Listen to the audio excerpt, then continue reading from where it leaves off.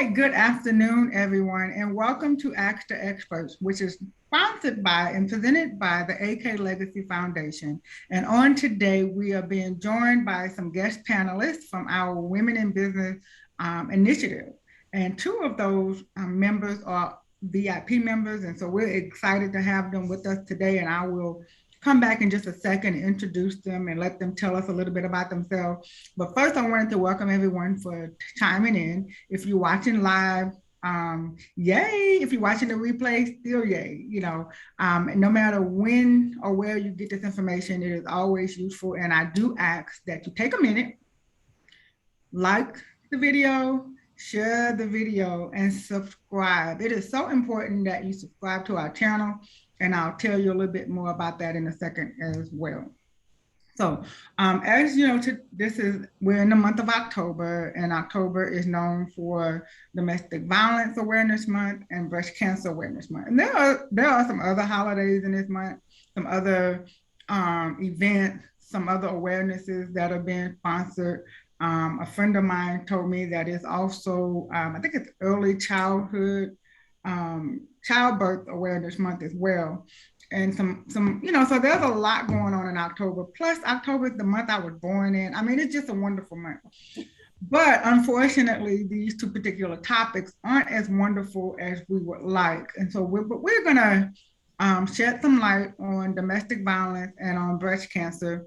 And we're sharing awareness on it, not to glorify it or to give it any accolades, but to bring awareness and share information so that anyone dealing with any of the two items can find hope and reassurance and, some information, some very useful information. So one thing that I will say really quick before we get all started, before you make any decision, any life-changing decision, especially with medical or take any legal advice, seek your attorney or your physician.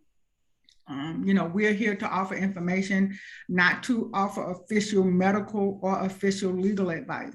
So the AK Legacy Foundation, we thrive on making sure that we inform our community, but at the same time, we do ask that you seek a professional that you have entrusted your life and your affairs to. But just kind of link with us for information. So hopefully we'll give you some questions that you can ask for your next time you go to your doctor's appointment, or if you're in a domestic violence relationship or situation. We hope that something we say today will encourage you and give you the tips and tools and resources that you need to have a better quality of life. And so that's simply what we're doing here. Just want to share some information. We're not going to be all technical and formal.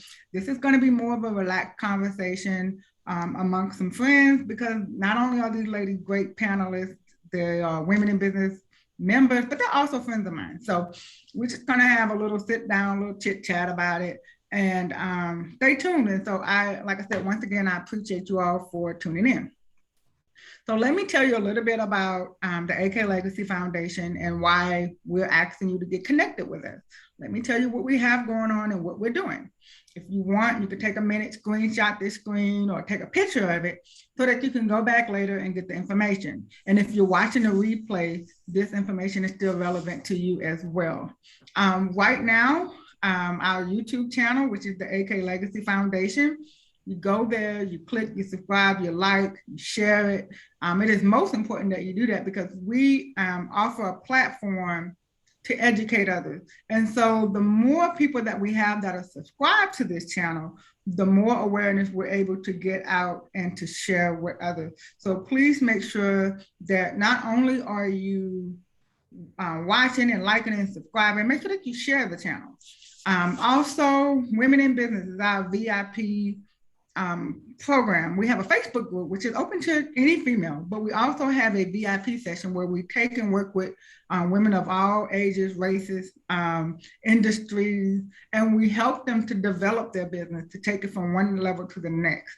And so whether you're starting a business or if you're a professional woman and you want to get a better career, or if you want to have an exit strategy from the corporate America to your own entrepreneurship endeavor, we can help you do that. So there's so many other things we do, networking, relationship building. So if you want more information about that and how to enroll, you can click the link at our website. And then I'm going to only spotlight 3 things today because we do a ton of things, but for time wise, I'm only going to speak about 3 of them. And the next one is financial literacy. That's kind of where the foundation of the organization lies. We want to teach everyone about money, the effects of having money, not having money, things of that nature. And so we want to make sure that everyone is being well informed. And so financial literacy, go click on How Money Works, the HMW tab on our website. You can also order one of our books. And with that book, that donation goes to further our financial literacy endeavors. So support this cause, support this organization, click and go to our website, make a donation. We're getting ready for the year end. You want to get some of those taxes, reduced. The best way to do that is to give a donation to a nonprofit organization. And what better organization to give to than the AK Legacy Foundation? All donations are tax deductible and greatly, greatly appreciated. All right, so let's go ahead and get started with our webcast for today for Ask the Expert. Let's talk to our 2 panelists that we have with us. And I'm going to let them give their feel. So let's start with Cherie Harris. Let's bring her on. Let's get her introduced. I'm sorry. Hold on. Correction. Let me turn everybody's. Let me let some people in. We're on Zoom as well for those of you that are watching the replay. And so we do have a few people that I'm going to let in the room. So just hang on. Hang on. Sometimes when you're multitasking, you kind of forget about, hey, you got to let the people in the room. So let me let the ladies in. That would be kind of cool to let them in. All right, so let's go ahead. We're going to begin introducing our panelists for today. Let's see. All right, Amber, give me thumbs up if you're ready. Okay, Cherie, we're gonna go with Cherie first. All right, so we're gonna go with Cherie first. All right, y'all know, look, hey, I'm gonna be a tech savvy guru in a minute. By this time next year, I'll be outsourcing my technical assistant. All right, Cherie, we have Cherie Harris. She is a registered nurse. Like I said earlier, she's a dear friend of mine, but hey, I'm going to let her tell us all about her professional endeavor, but she is also one of the board members of the AK Legacy Foundation. She's a very active member of the Women-N-Business VIP session. A lot of what we do is, she opens the door for us and get us connected and things that we can do, how to do this, how to set up certain venues. And so she's greatly loved and appreciated here, but today she's not coming to us as a volunteer with the organization. She's going to come to us about her registered nurse experience, her challenges she's had dealing with clients or customers, patients. Y'all know I'm in business, strictly business. I do nothing in medical.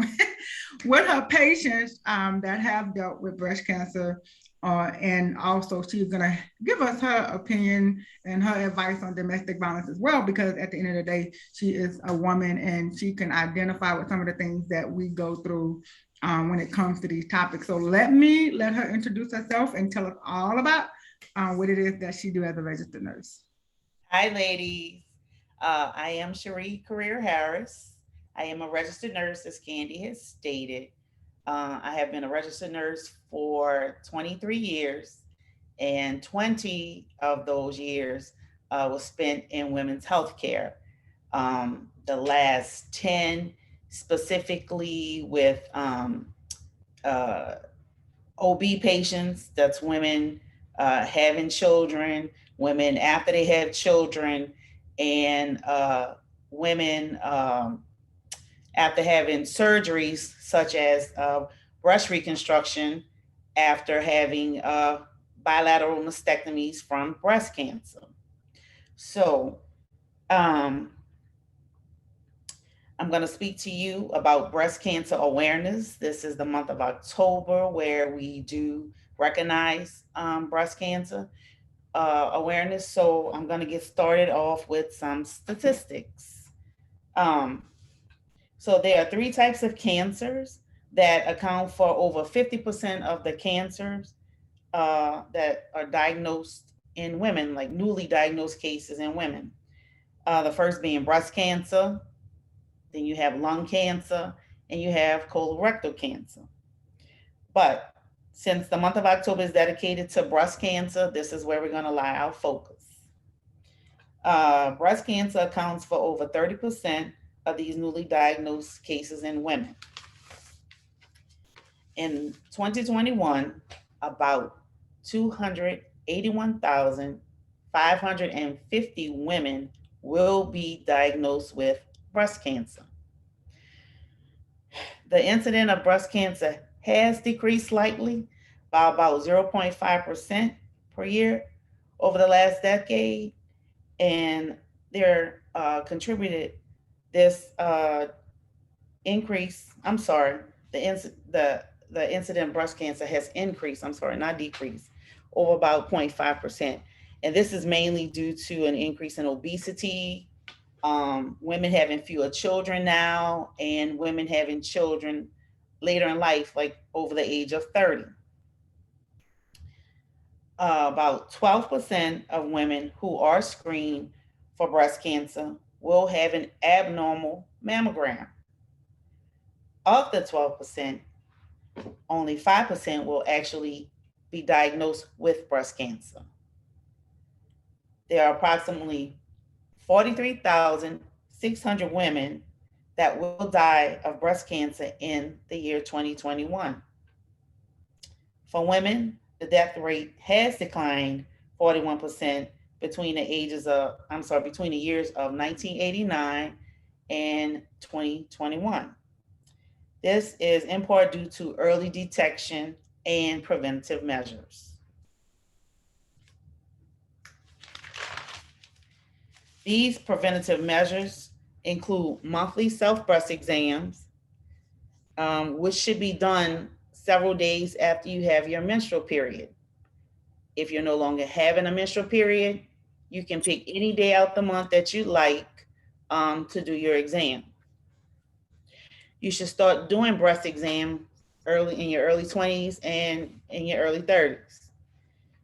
It would be a good idea if you kept a journal to mark your findings, and that way you'll know what's normal and abnormal, and then you can report those findings to your physician. When you're doing self-breast exams, there's some things you should look out for.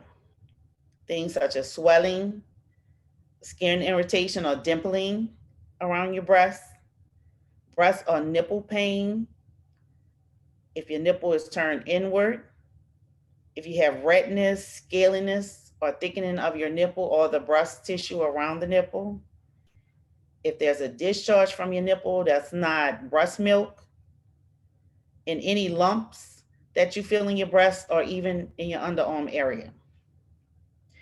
If you find any of these things, please contact your provider immediately. Early prevention is definitely the key. Candy? All right. Well, don't go anywhere, Cherie. Thank you for that information that we so need. And I don't want you to go anywhere because we're going to have some questions for you in a little bit. And we're going to make sure that we, can get some more information. And I know that you provided us with a website. So I wanted to make sure that you, stick around with us and we're going to get some more questions. So what I want to do right now, I want to bring up Miss Amber. All right. Eventually, we're going to have somebody that's going to do IT for us. I know it's coming. I could feel it. Manifest. But in the meantime, y'all stuck with me, okay? Y'all are stuck with me. All right, so Miss Amber Sheppard, attorney Amber Sheppard, that is, she is a attorney, of course, and she practices law. I know that she's licensed in Louisiana and Mississippi, but I know she's going to come and tell me some more information. But not only is Amber, has the best smile around, she is also a dear friend. She is a very active member of Women in Business as well. She actually just come back from the conference with us, and so I'm going to talk a little bit about that a little later on about the wonderful conference that we had. But on today, unfortunately, Amber is going to be talking to us about a subject that we don't too much like, and that is domestic violence.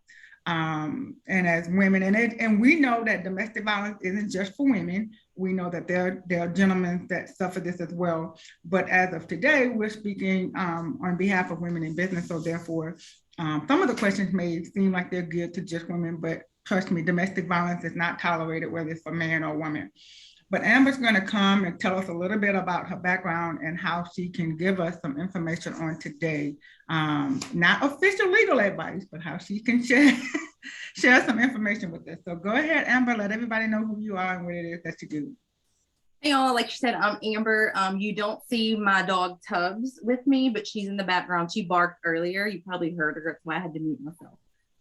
But my focus in my practice is primarily small business, but for 4 years I was exclusively family law. So I've handled many protective orders on behalf of women and men, and I've also defended folks in protective orders as well. So it could go either way. I mean, everyone has a different story, but I'm a strong advocate for protective orders when they're needed. I'm a strong advocate for folks getting the legal help and the legal information that they need, because this just isn't something that's talked about. Or if it's talked about, it's on Lifetime movies and people think it won't happen to them, and it can. I'm a very strong woman. It's happened to me. I'm getting goosebumps myself. I've been a victim of domestic violence. And I like to be a resource and an advocate for folks, because I needed someone like me when I was younger, but I didn't know where to go. I didn't know who to ask. And we're lucky, while we're coming to you from Louisiana, we're lucky to have a bunch of resources at our disposal, but you can find your tribe, you can find folks throughout the nation. The protective orders, legal information I'm going to give you is going to be pertinent to Louisiana, but it comes and stems from a national initiative. So there's going to be something in your state. And before we jump into it, I just do want to point out, in case this breaks up or anything, we do have some resources for women who are suffering from domestic violence within our group.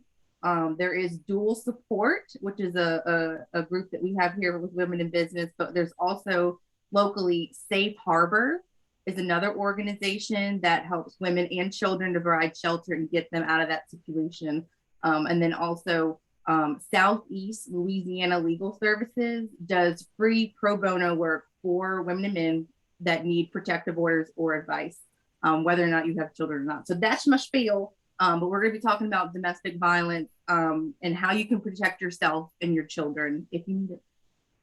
All right. Thank you for giving us the enlightening information. And don't go away, because I know you gave, we have a website as well, and I think a hotline number and some other things. So we're gonna make sure that we get the information to everybody. So let's just dive right into our conversation. We're gonna start our first portion off with domestic violence. And as you see here, I'm gonna leave the number, the number and website up.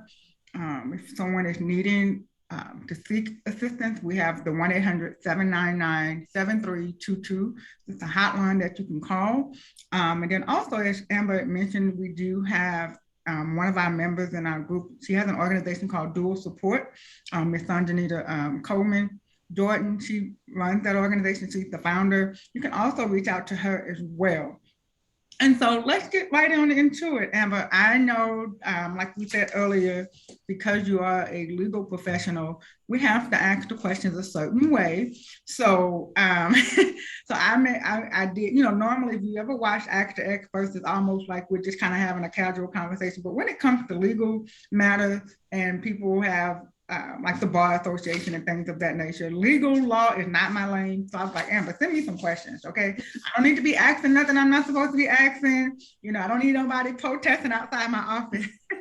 So Amber sent me some questions, and so we're gonna go from there.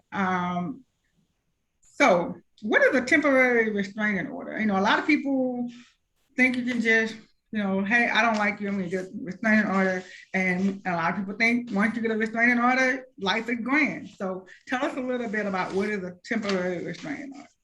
So a temporary restraining order is like the first step for your restraining order. So what'll happen is you can go to LPOR. That's an online form resource in Louisiana. They got a bunch of protective orders that are easy to look at. You fill it in what you need. But once you file your protective order, it's a petition. You're asking the court, hey, court, I need a protective order. This is why.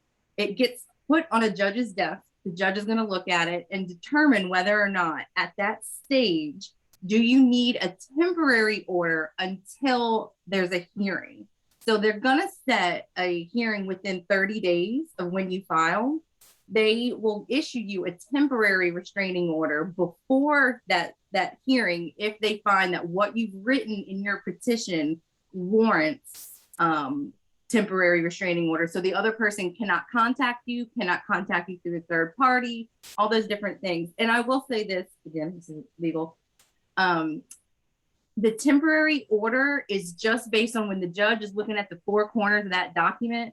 If he looks at it and says, this seems like this person needs protection based on what they're telling me, the hearing that you go in front of is where the other side's going to be able to present their side of the story. You present your side of the story, and that's where the judge is going to determine, okay, I either feel like this person needs I don't want to call it a permanent restraining order, but it can last up to 18 months in Louisiana. You can renew them, but it just depends. But do they need this restraining order or do they not? And that's when they make that decision, and then it lasts for longer than that 30-day period.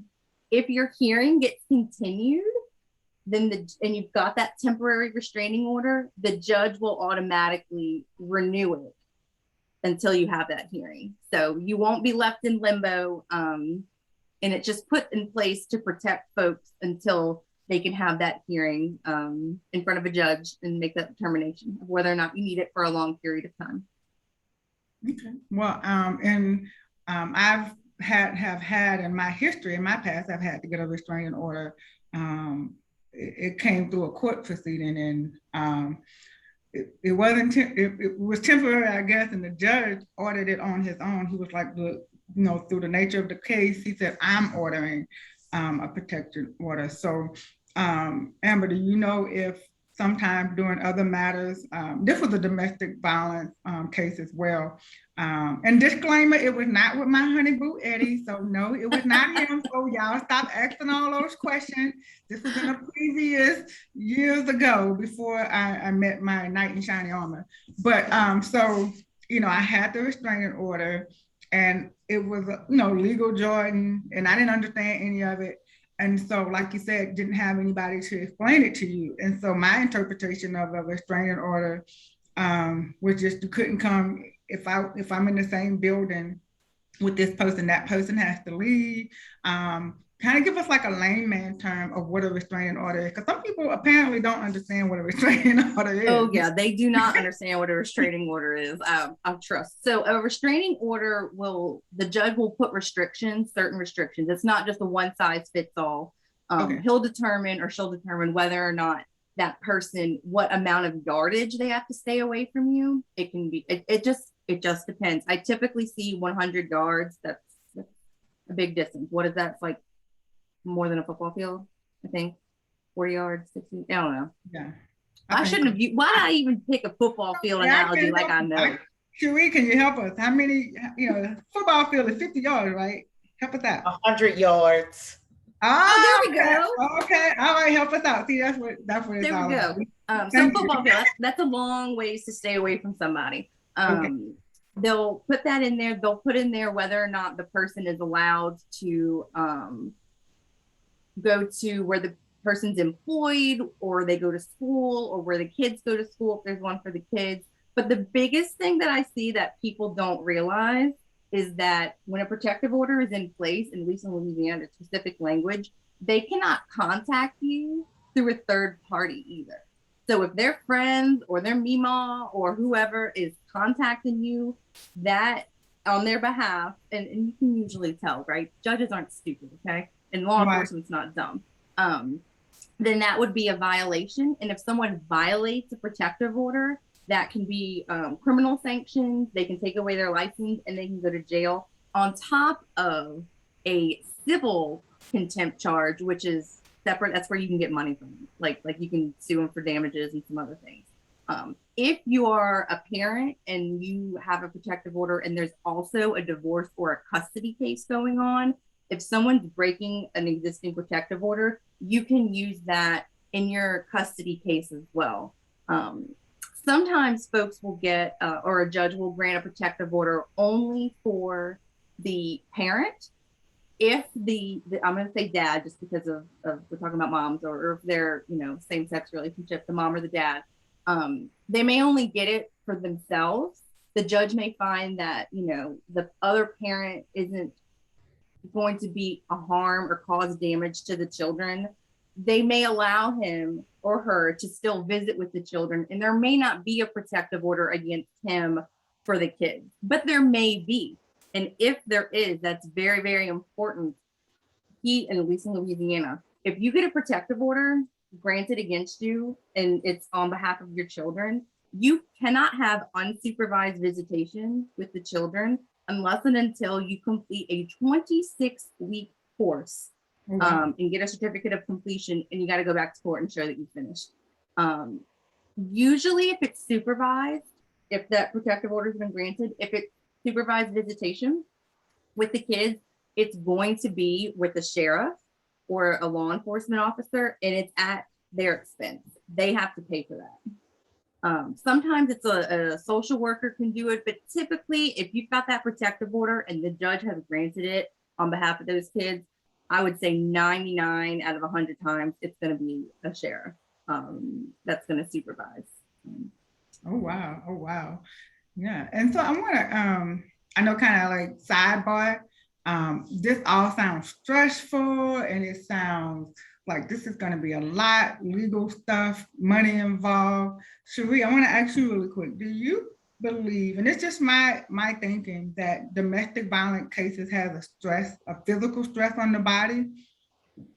It absolutely does. I mean, anything that's, fear, all those things increase your blood pressure, and increased blood pressure can cause all kind of problems, visual problems with your heart, sleep, it's a huge stressor, when you're worrying about yourself, your kids. So yes, it absolutely, can affect your health in a negative way. All right, so we want to address those things, and a lot of times we forget about, we see people and they seem like they're stressed, or they started eating too much or eating too little, and wondering why you won't eat, or why you're eating too much, and all those other things play into it, because like she just said, fear and stress and anxiety, all that plays a part on your physical body as well, and on your mental health. We don't have a mental health specialist on with us right now, but we do have some within our organization. So if you in need of some recommendations for physical or mental health, we do have some people that we can connect you to. So just reach out to us as well on that regard. So my next question for Amber is, you kind of addressed the protective order, if it was permanent or not, if we have to go to a trial, and all of those things. So my next question is, what would the judge, I heard you say, if the judge grant, what would make the judge grant a protective order? What are some of the things? Can I just say he was looking at me wrong, or they pushed me down? What is going to be grounds to get a protective order? Even though we feel like we need one, there's a legal side to that says, hey, it has to be X, Y, or Z. And a lot of times when people don't get what they want, it's not because the judge didn't see your side, it was not written in the law. So what are some of the things that we could, get with that? Yeah, that's a really good question. And I will say I hear people, or they will, if they don't, they may be in need of a protective order, but if they don't consult with a lawyer or a legal organization to get the wording right, and the other person gets a lawyer and sees that, it can be thrown out. So that's why it's really important to have your advocate with you. But some instances where you can get a protective order, if there is an immediate need for it and there is a cause for irreparable harm. So that means like you really think this person can harm you based on their actions. And some of those actions are, of course, physical abuse. It includes pushing, shoving, slapping, choking. When you look at a protective order, there's a bunch of boxes that you can check, and they make it easy for you when you're the victim to go through there and you just mark off. Now, whatever box you mark off when you're writing your allegations and your instances, you need to be very specific in it to the judge. Say, he pushed me on X date. If there's pictures, have your pictures of when it happened. Have you have any witnesses? Have your witnesses with you. But the physical violence, the pushing, the shoving, and all that stuff, but also pushing objects into you. So I've had seen this happen a lot. People will throw tables, push a table at someone. They'll slam a door in their face, or if they're behind a door pushing to keep the person out and the person shoves on the door and they hit their head or fall down.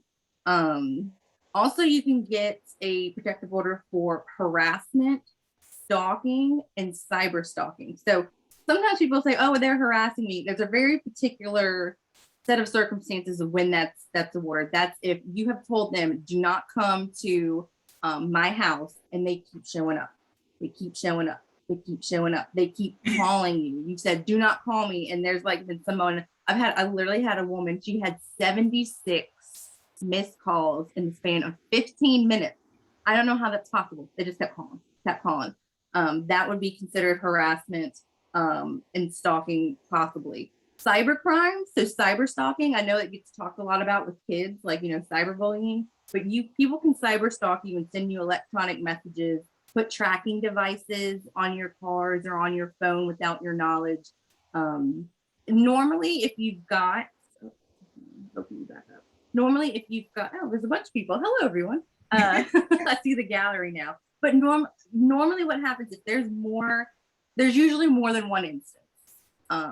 Usually it takes the victim, I think I read somewhere, maybe 3 times to actually think about the process. And then it takes more than that usually to actually file, to be strong and file. So yeah, I think that's this bit. Or if someone threatens, this is a big one. I'm sorry, this is a good one.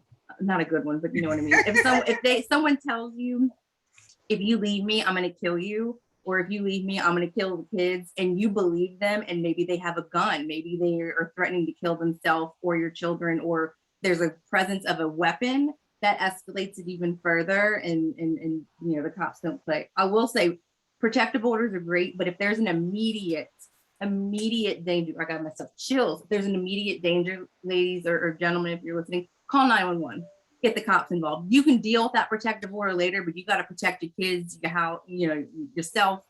Call 911 and don't play around with that. Or text a friend if you're in that situation. Have a special emoji maybe that you use. You know, maybe it's a green heart. So your friend will know this means get 911. Get over here. I'm in trouble. Right. Well, I'm glad you mentioned that, the code word, because I know that in some cases, they aren't even really able to call for help because the person is there. But having code words or gestures or things of that nature could really help. But calling somebody 76 times in 15 minutes, I mean, they need a mental health counselor. I'm sorry, I know that's probably being insensitive. No, they do. But, they do. You know, back in the day, we just didn't deal, you know, before we knew there was legal stuff to help us, we would call relatives. So let's talk about that. So, you know, I called my cousin, like, look, he's stalking me, won't leave me alone.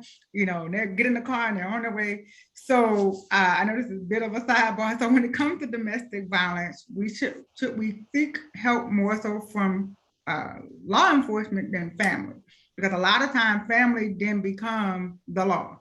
And I know I'm saying that in a nice way. Okay. I know. I would say, and of course, lawyer, always get the law involved to protect yourself, but also to put it on the record. Put it on the record so there is there's people are on notice of this, because if you get that protective order, it goes in the National Registry. The person is not allowed to have firearms. They have to surrender all of their weapons. It's very serious, and it could be consequences for their employment as well. It's serious. People take it seriously.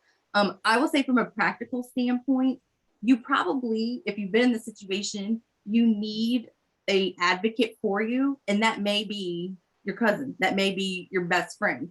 I'm never going to tell someone don't speak to your family or your friends about it, but have your family member or your friend help you, guide you, bring you to Southeast Legal Services, call a lawyer, go to dual support, go somewhere where you can get more information. Because, and I hate to say this, and we kind of mentioned it, there are all different types of abuse.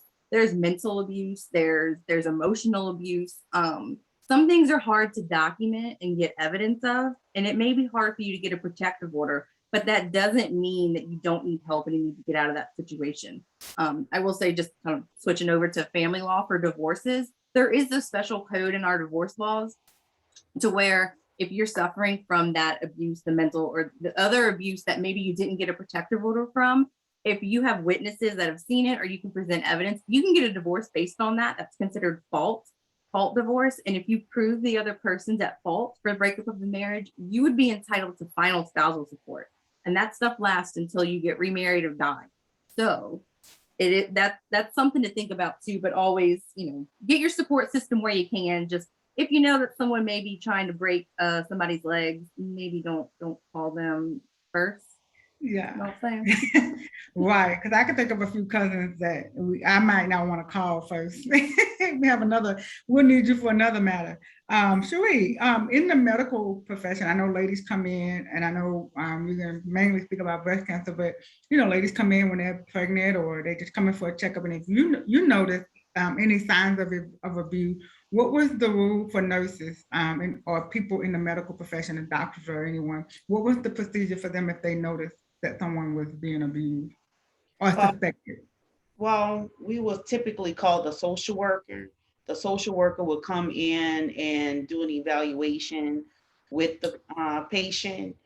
And, it was kind of difficult because I think when it's adults,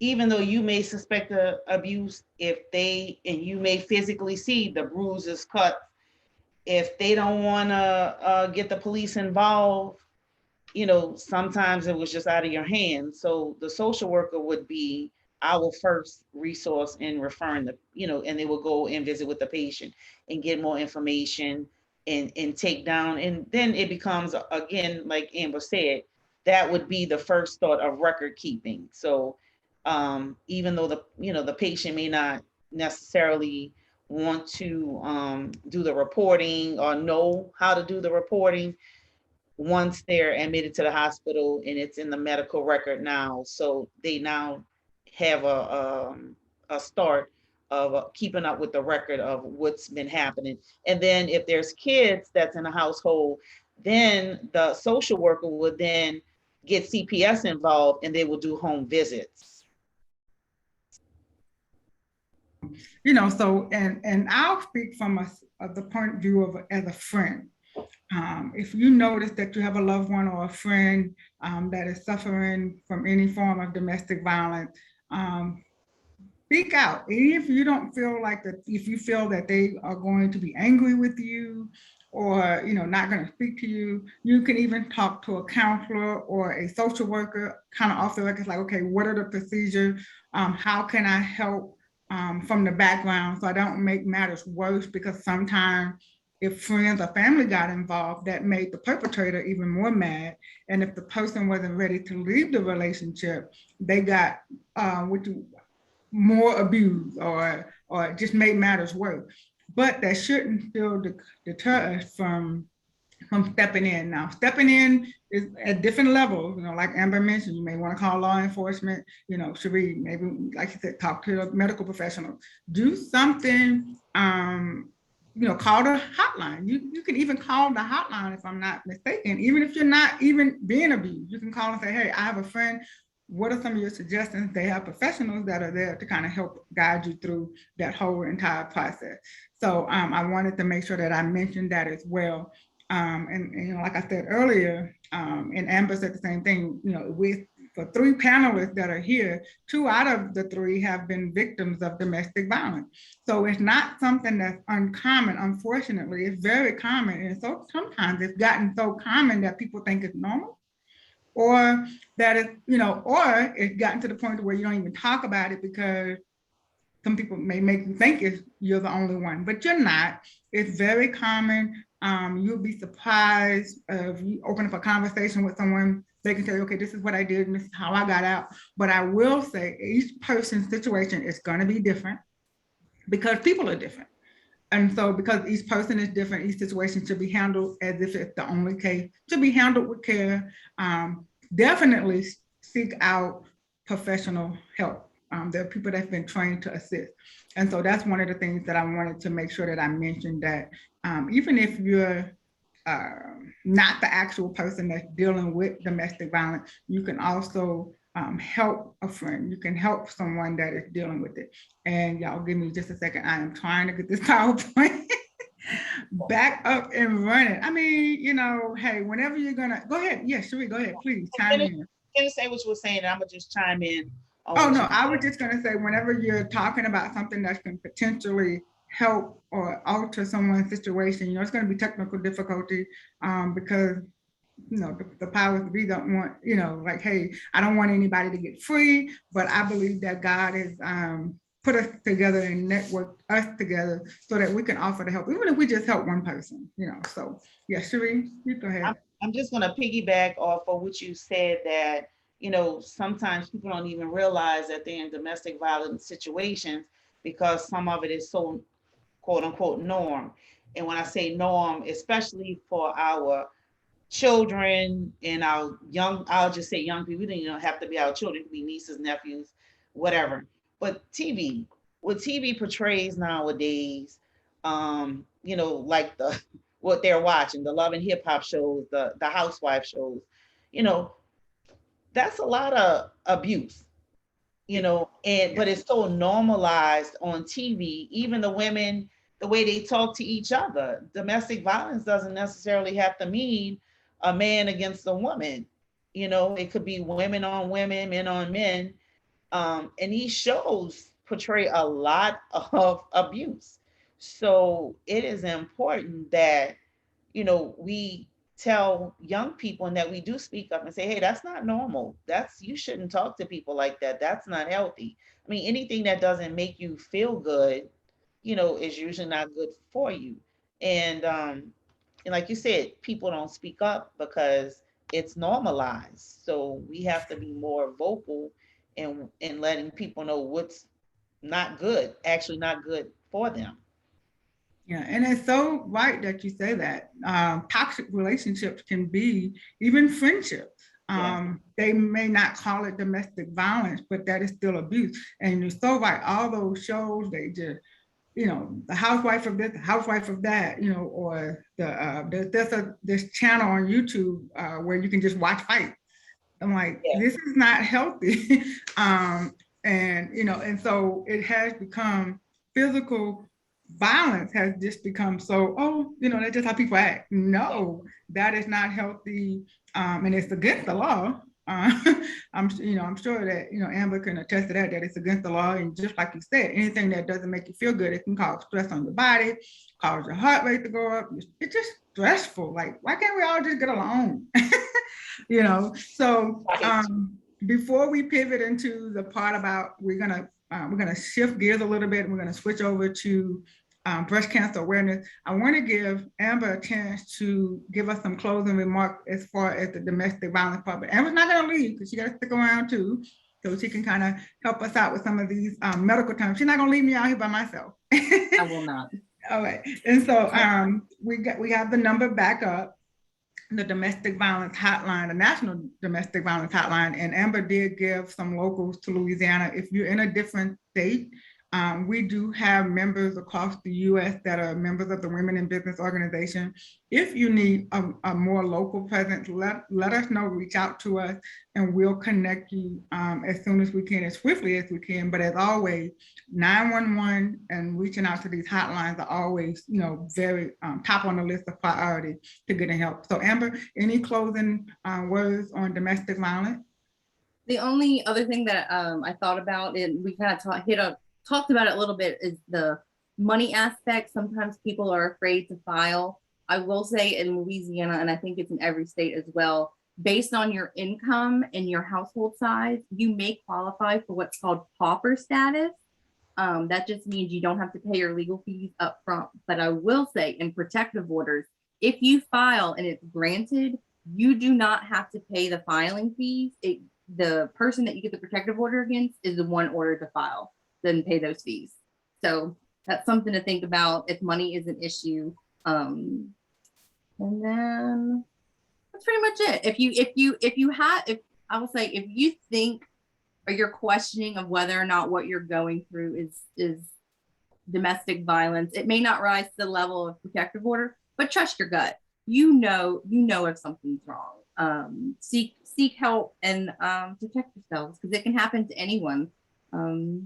But you can get out on the other side, like me and Sandy have. Yeah, we got out, and we're here to live to tell, and we know that unfortunately many have not. I lost my best friend of 30 years to domestic violence back in 2013, and you kind of just go through.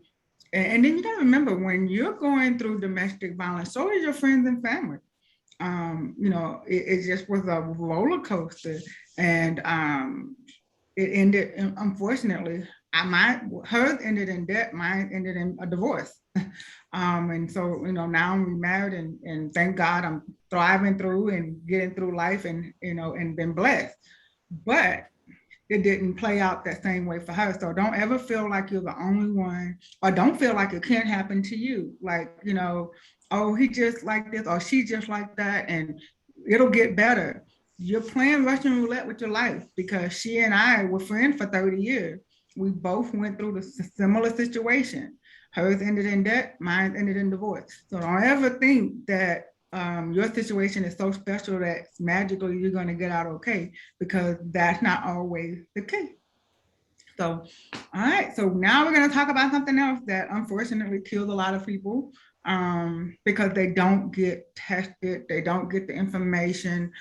And in some cultures, it's like, oh, pray about it, or nobody in the family ever had that, or everybody had it, and so you're going to have to live with it. So all those myths come along with any form of cancer, any form of disease. And so we're going to talk a little bit about it today, so that we can kind of get rid of some of that thinking. And so, Cherie, one of the first questions I want to ask you is, why should we get mammograms? I hate those things. Okay, so let's just be honest.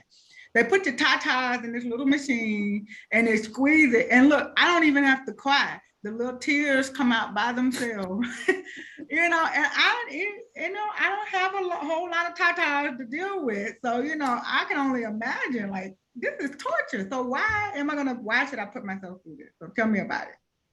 You should get mammograms because, they get a better picture of what's going on inside your breast. And getting a mammogram can actually save you from dying by 25 to 30%. Because again, they get to get a better picture. So you should do it annually so they can judge from year to year.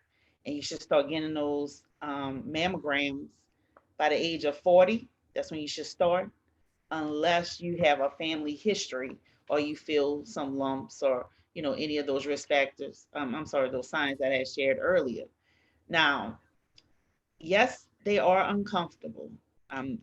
Very uncomfortable. There's no denying that.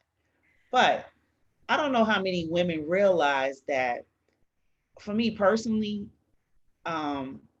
yes, they're uncomfortable because I have some limitations with my shoulders. you have to be in certain positions to get the mammograms.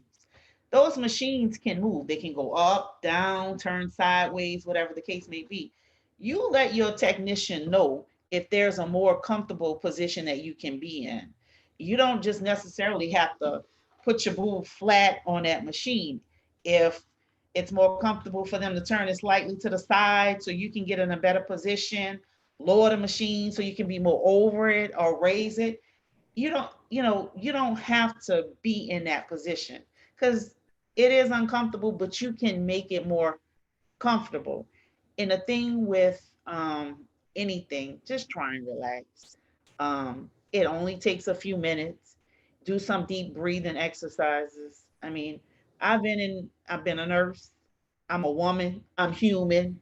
I don't like them, but I know that for my health, I'd rather be um, doing preventive care than to do reactive care. So if I can catch it early and stay on top of it, I'd rather do that than down the line. I wish I would have did this before. I wish I could have.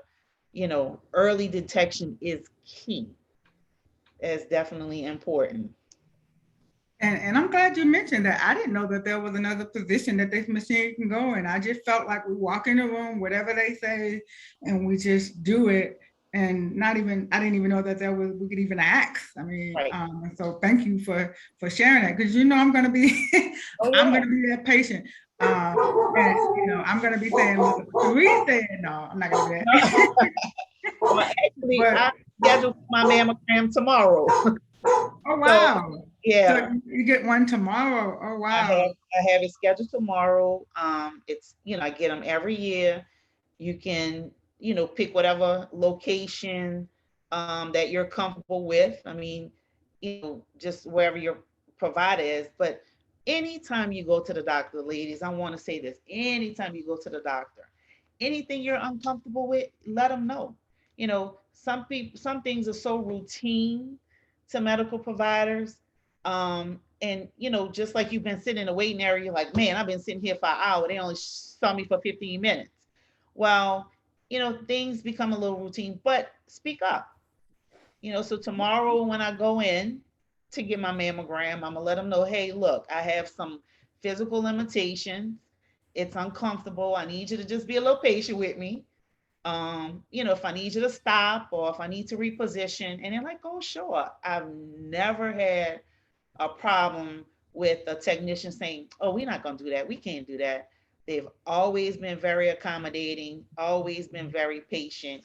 And actually, that would make the exam go by a lot smoother, because if I got to keep saying, wait, stop, because it hurt, it's just going to drag it out. So if they listen to what you're saying, it's going to make it a lot easier for both of us. She can get her job done and I can get my mammogram done.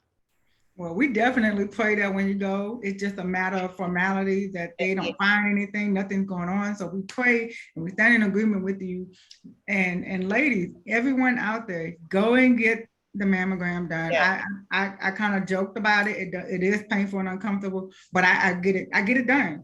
Like you said, I would rather get that done than to be in another position where if they said, well, if you would have came sooner, we could have done X, Y, Z. Even if people get diagnosed with breast cancer, there are high, survival rates, but to have to go through the process at a more excruciating way if you could have found out earlier. That goes with your colonoscopy. That goes with just a general checkup, Cherie. I mean, I know you can identify. We have people, we just can't even get them to go to the doctor. Everything is take some Tylenol and I'll, be okay. So get informed. So my next question to you, Cherie, is how do you know if you're at risk for breast cancer? Like there's some warning signs or something? Okay, so believe it or not, everybody, male and female, are at risk for breast cancer. With women, it's usually 1 out of 8 women. For men, it's more like 1 out of 833.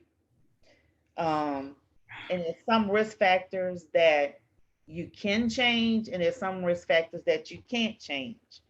And some of the risk factors or being a woman. That's something you can't change. Your age, you can't change the family history, family genetics, your race or ethnicity. But some things that you can change your exercise habits. Um, you need to increase exercise. You can change being overweight. Being overweight is a risk factor.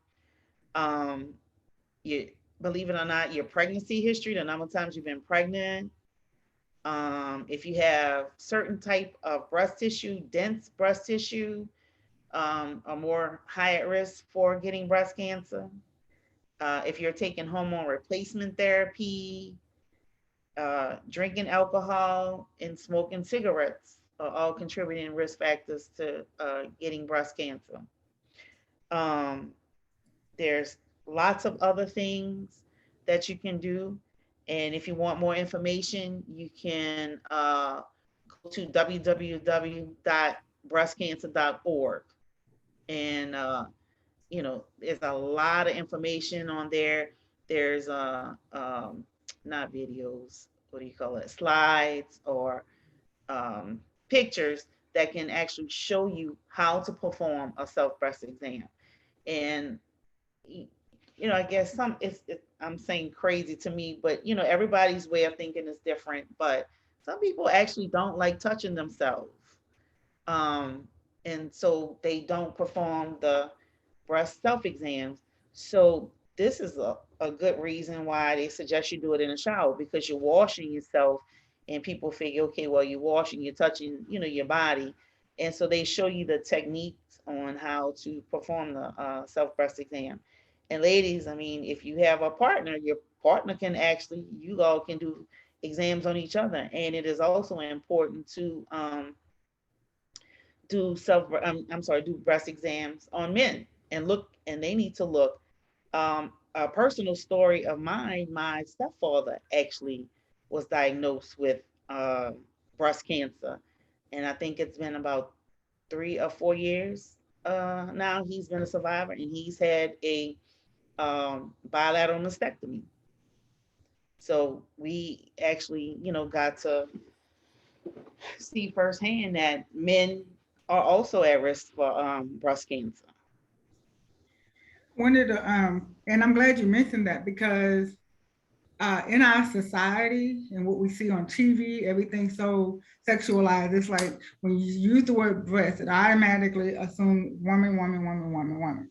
And so some men just have it's that mental hurdle to get over it, to even get the exam done, because it's automatically assumed if it's breast cancer, or only women get that.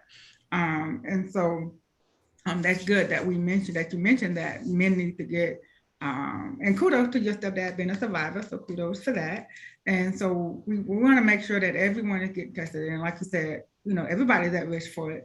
And that would have been something I wasn't expecting you to say. I thought it was like this certain line of people who need to go get checked, but as you just said, everybody does.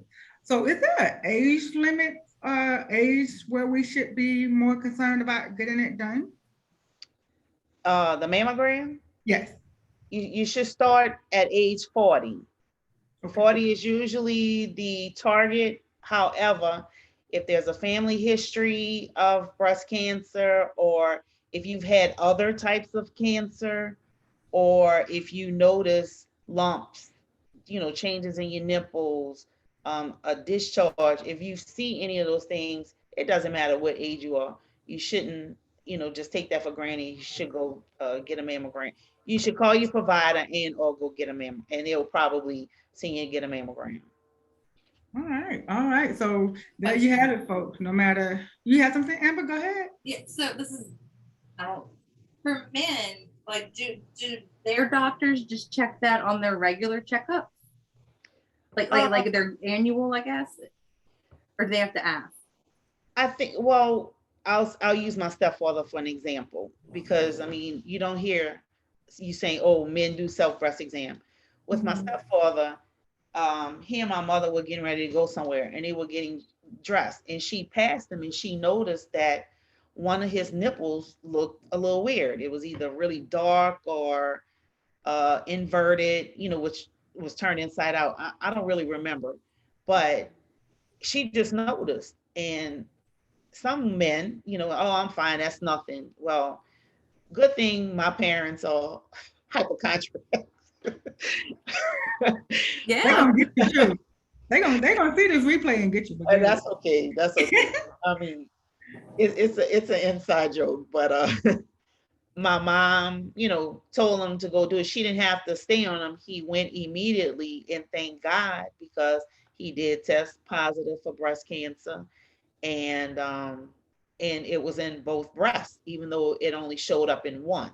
Wow. So you can never take anything for granted. So I would say, Amber, if men are having pain, which they don't like to say, oh, I'm hurting, but if they're experiencing some kind of pain or abnormal, visual sightings around their nipples, they should seek medical care. Is it a routine thing? I would probably say probably not. But again, if there's some pain, discomfort, discharge, visual changes, they should absolutely just, say something and not ignore those signs. All right, great information. One thing that I will say on behalf of the AK Legacy Foundation, we are going to make sure that next October that we do something a little bit more around the topic of breast cancer and as well as domestic violence. I want to pull up something really quick. Y'all bear with me just a second. Let me pull something up. I had someone, I mentioned it earlier in the show, but I wanted to make sure that I read it off correctly. October is also Miscarriage and Early Child Loss Month. So we want to make sure that we mention that as well. And all of these, some of the same principles apply. Reach out to professional help. Reach out to a counselor, a trusted family member. If you're dealing with any of these things, or if you need resources to get past, or I don't want to say get past, but any of these things to help cope or to do better or to deal with things better. I'm no psychiatrist, so please forgive me if I'm not using the right language. I'm no mental health counselor. But I do have a heart for people, and I know that we all deal with something one way or another. So if it's domestic violence, if it's cancer, if it's child loss, any of those things, make sure that you reach out to, they got hotlines for everything, I'm sure of it. If you go on Google, you put it in there and they can point you in the right direction in regards to your state where you live. But across the US, there are resources available. If you need resources and you can't find them, please reach out to us. As Cherie has provided us with this website, we can go here, find out about it, but we don't want to put anybody in a state of panic. But getting informed avoids panic. I don't know if, in my own little opinion, I would think if I didn't know, that's more of a panic. I would rather know, because I'm a person, I like to prepare and, make sure, I do what I need to do. So for me, and like I said, everybody's different. So for me, I think getting the test and knowing that, hey, nothing is there, or hey, we need to do some more tests, at least we know now what to deal with. And we're not being blindsided, and we can save so many lives. So have the conversation at the dinner table. Don't make it so taboo or so hush hush. We can't talk about domestic violence. We can't talk about breast cancer or talk about it. Have those conversations over dinner. Talk to the younger generation. Talk to the older people. Say, hey, look, is anybody bothering you? Let me know. I can come handle that. No, no, we're not. No, we're gonna call for backup. But seriously, have the conversation. And I think not having the conversation causes those in our circle to not get tested or to seek help. And so we're going to kind of put the burdens on ourselves. Everybody that's listening, watching the replay, start having the conversation. Ask the question, hey girl, when the last time you got your mammogram done? I don't know, make it have some type of fun day. Like, hey, show us your mammogram card. I don't know, we got to show all these other cards. Why not show the mammogram card? Let's do that. And so when you get yours done, take the picture. You know how you do when we go vote? Hey, I voted today. Hey, I had my mammogram today. You know, let's make it fun. And prayerfully that everybody test comes back negative, no problems, no issue, but at least we're having a conversation. And should the need arise that someone is going through this process of having to deal with breast cancer, that I pray that they find a support system like I believe we have here with Women in Business through the AK Legacy Foundation. So Cherie, any, before we close out, because I'm going to come back and kind of ask you guys some other questions, but anything toward breast cancer that we need to take note of? The main thing is just early detection, doing self-breast exams. Don't be afraid to check your body. I mean, from head to toe. Don't wait. You know, that's the key. Don't wait. And if you do feel something, call your doctor, and you may not even have to go in for a visit. They'll go ahead and schedule for a mammogram, and then you can go over the results. Early detection is key. It will save lives. It may save you from having to go through more excruciating tests or, chemo treatments. It may be the difference between 10 treatments and 20 treatments, because of the stages, early detection, stage 1, stage 2, stage 3, stage 4, early detection is key. Yeah, and that is so true. I'm sure we all know someone that has transitioned due to cancer. I had a really good friend, who didn't get tested in, what do you say, in time. I guess she was like in the third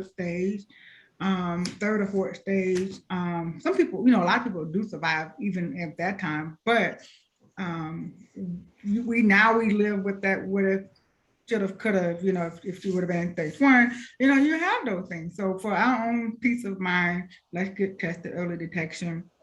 I want to go back and want to make sure that everybody take a picture of the screen, get the website, jot it down, write it down, do what you need to do, share it. We share everything else on social media. Let's share this. This is very important. You never know who may click on this website, watch a video, and then do a self-examination. And then that could lead to them going to the doctor, getting early detection, and saving their life just from simply sharing. So at least that's what I believe. Domestic violence, I wanted to put the number back up here one more time before we conclude. And like I said, even if you're not the victim, or even if you're the perpetrator and you want help, reach out. Say, look, hey, I got angry and I did XYZ. I don't want to be like that. There's help for you as well. Don't feel like that there's no help for you. And it's not always immediately locking a person up, maybe separating from the situation, but you can get help. So seek help. Don't let it get to the point to where now you're doing 30 years in jail. That there's help before that. So seek help as well. So I kind of want to go back and I want to thank our panelists. You guys were phenomenal. Thank you. It is so good to have friends such as you to say, hey, it's breast cancer awareness and it's domestic violence awareness month. I need some help. Can you jump on? And these ladies didn't hesitate. They said, yes, I'll clear my schedule, sent me some information, the right questions to ask, because they know all I do is business stuff. That is not my lane. You definitely don't want me to be your nurse, and you might not want me to be your attorney either. But I can definitely help you in business. But here at the AK Legacy Foundation, we pride on sharing information across the airwaves with others so that you can get the information that you need from experts. And so we had expert attorney Amber Sheppard, expert RN Cherie Harris. And so I thank you ladies for taking time out of your schedule, looking lovely as usual, to come and share this information with us. That's right. We got to, hey, you had to be at the conference to get it while we're all, don't worry about it. If you missed the conference, you don't want to miss it next year. And so I'm going to talk about that a little bit, and then we will, I thought I was going to talk about it a little bit. I guess I didn't. Hey, so we had the best conference ever. We had the Women in Business, the AK Legacy Foundation. Let me put this disclaimer out here. The name of the foundation is the AK Legacy Foundation. Women in Business have just been trying to take over. So Women in Business is one of our programs, but it has taken a life of its own, and it has blossomed into something so great that it is beyond me. And I want to thank all of our Women in Business members, past and present members. You guys are phenomenal. You rock. And you make the AK Legacy Foundation what it is today. But we just come back, it's been a week or two. We come back from the conference. So really quick before we exit out, I know it's a total sidebar. Give us a little quick snippet of what it is that you got from the conference. Like, you can tell us a little bit so we can tell people to come with us next year. Amber, you go first. Yeah. So in addition to being able to meet everyone, because I joined during COVID. So, I didn't know who was who really. So I got to meet everybody. But I learned so much from all of the phenomenal speakers that Candy put together. I mean, there was nonprofit stuff, there was tech stuff, there was intellectual property stuff, spiritual stuff. There was all kinds of different things. And it put me on the path to being able to fulfill my purpose, which includes business, family, spiritual, and it got my butt in gear. Oh, and I want to shout out to my best friend from Miss Gap Movement. I found one of my new best friends. So, hey girl, you walked in. But I really recommended the conference, and I recommend going to any of our many in-person events. You're gonna find someone you connect with, and I know it's super cliche. I've been in business for a hot minute. I look 7, but I've been in a whole lot of groups, and this is the group that you want to be in, because nobody's pushing sales on you. Everyone's really genuine and has a kind heart, and I have not felt uncomfortable with anybody, like at all. So I highly recommend it. Thank you. All right, Cherie. Now, Cherie, she's gonna probably be real modest or whatever, but she was actually the event coordinator. I had a little 2 cents or so, but she put the thing together. So should we tell us about what you got out of the conference? This was my first conference, and I can ditto what Amber said. It was great information, great people sharing, friendships formed, respect, and the fellowship, and it was just a warm, welcoming, fun experience. Everybody was a surprise, a pleasant surprise. The information that was shared was valuable information, and it was free information. And so it's encouraging, it was uplifting, it was motivating, like Amber said, it sparked some fires under you, make you want to move, and it was aspiring. Everyone had something individually to offer, and it was just so warm to see that everybody opened their arms to each other, welcomed each other, no matter how large your business was, how important your business was. Everybody was on equal playing field, and we all came for one purpose, and I think we all fulfilled that purpose. Yeah, I'm still floating off the after effect of that conference. And so I just want to shout out everyone that came, everyone that supported, those that wanted to come and they couldn't. I'm still thanking people. It's just like unbelievable. And I'm so grateful that God gave me the opportunity to even have the vision to cast it. And Women in Business rock. That's all I got to say about it. There's no other way for me to put it. The conference will be next year. We have it every year, of course. So next year it's going to be October 14th, 15th, and 16th, and it will be hosted in Slidell, Louisiana, just outside of New Orleans. So those of you who don't know, never heard of Slidell, where is Slidell? It is just outside of New Orleans, about 20 minutes. And so we're looking forward to having everybody with us next year. And so I just wanted to kind of throw that announcement in there since I had both of you here. And we hadn't had a chance to really talk since the conference. So we've already started planning for next year. So stick around, follow us on YouTube, like, share, subscribe. We're going to have more topics that we're going to be sharing throughout the rest of this year. We're going to also have some master classes that we're going to give, that we're going to share with the Women in Business members only. Oh, somebody put in the chat the food.